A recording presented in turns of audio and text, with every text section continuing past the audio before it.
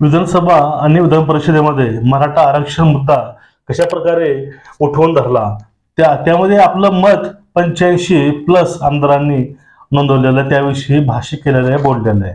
पण आपण दिवसभरामध्ये काय बोलतो ते महत्वाच्या गोष्टी रेकॉर्डमध्ये घेतात आणि ते लिहून त्यावरती कार्यवाही ही डायरेक्टली इनडायरेक्टली होत असते. मित्रांनो, हे त्यामध्येच काही 3-4 आपण महत्वाचे पॉईंट बघणार आहोत. ते पॉईंट पाहून आपल्याला असं वाटतंय की मराठा समाजाला आरक्षण फक्त बाळासाहेब आंबेडकर हेच देऊ शकतात, त्यांच्याशिवाय हे कुणाच्याही बसची बात नाही. मित्रांनो, मी आपला मित्र राजकुमार जगताप, तुम्ही बघत आहेत RGM. बघा, एवढा महाराष्ट्रामध्ये मराठा आरक्षणाचा मुद्दा गाजलेला आहे. यामध्येच मराठा आमदारांनी आणि विरोधकांनी सुद्धा, सत्तेमध्ये लोकांनी सुद्धा हा मुद्दा उचलून धरला विधानसभेमध्ये आणि विधान परिषदेमध्ये. पण त्यामध्ये त्याने 3 निष्कर्ष काढले. ते निष्कर्षाचं पत्रक पण आलेलं बाहेर, तुम्हाला साईडला पाहायला मिळेल इथं. बघा, त्यामध्ये 3 असे मुद्दे आहेत, त्यामुळे वाटतंय की मराठ्यांना आरक्षण खरंच मिळेल किंवा नाही. ते मुद्दे पॉइंट टू पॉइंट बघूया. तुम्हाला हे मुद्दे बघून शेवट तुम्हाला मी सांगेन की ह्या गोष्टीला बाळासाहेब आंबेडकर कशी दाद देऊ शकतात किंवा ते खेचून आणू शकतात, आपण तेही शेवटी बघणार आहोत. बघा, आता समजून घ्या 3 मुद्दे कुठले आहेत.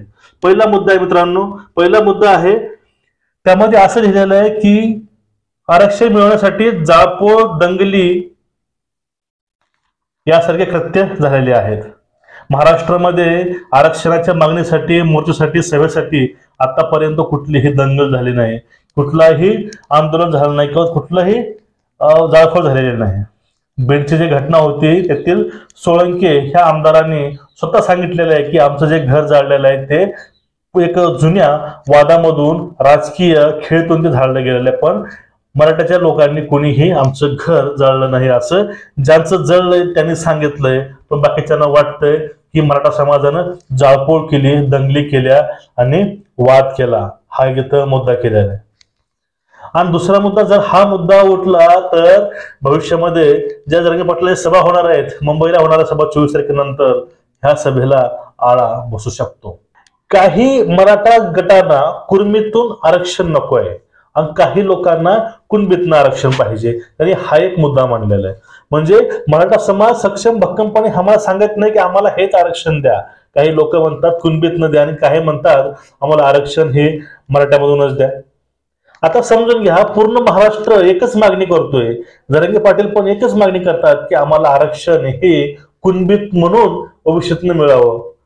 पण बाकीचे काही 2 ते 3 लोक मोजके आहेत, बोटावर मोजणे आहेत की त्यामध्ये नारायण राणे, नितेश राणे, रामदास कदम हे फक्त राजकारणी लोक आहेत, यांना यातून प्रॉब्लेम येतो.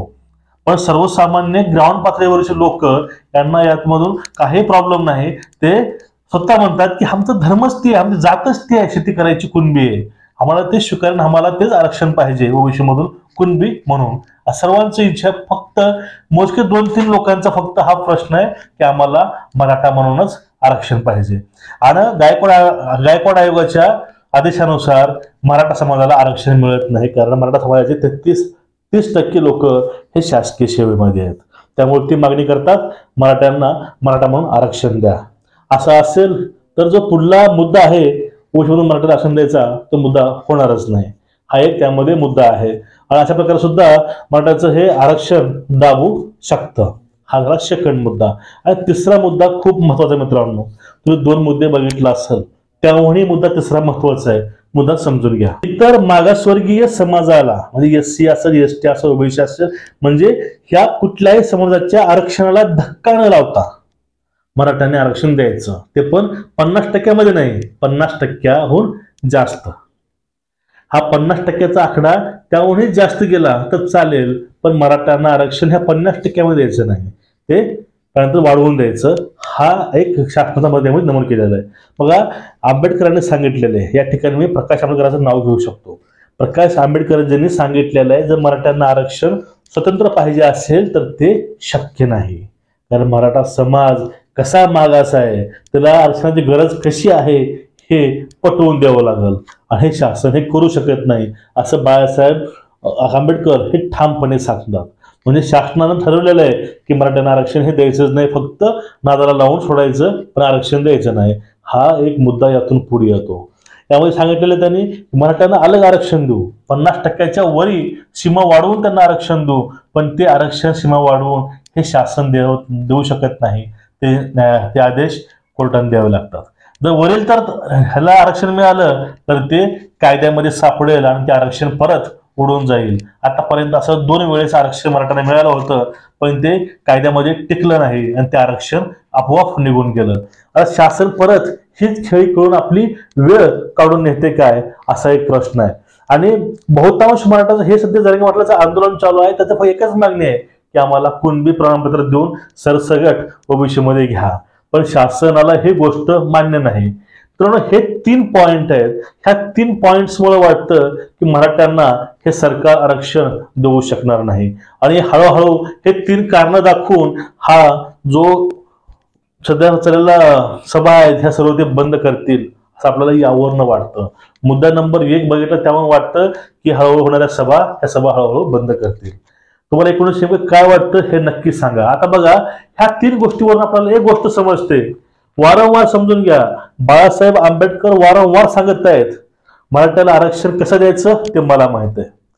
मराठ्याला आरक्षण मी देऊ शकतो हे छातीत ठोकपणे बाळासाहेब सांगतात. आता मित्रांनो, गरज आहे आपल्याला बाळासाहेबांच्या साथीची. अशा वेळेस मराठा वर्सेस ओबीसी हे एक हे होऊन बसलेल्या समाजामध्ये समीकरण की मराठ्याच्या विरोधामध्ये ओबीसी आहे.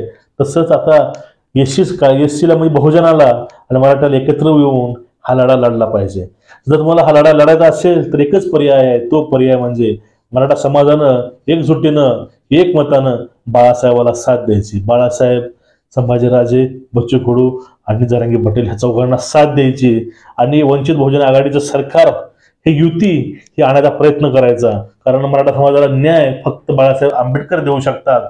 बाकी मराठ्यांना न्याय कोणीही देऊ शकत नाही. फक्त लढवायचे काम ते लोक बाकीचे करू शकतात, पण न्याय हा फक्त प्रकाशजी आंबेडकर देऊ शकतात. कारण ते कायदे तज्ज्ञ आहे, सोबतच त्यांना सर्व पळवाटा आणि वाटा माहिती आहे.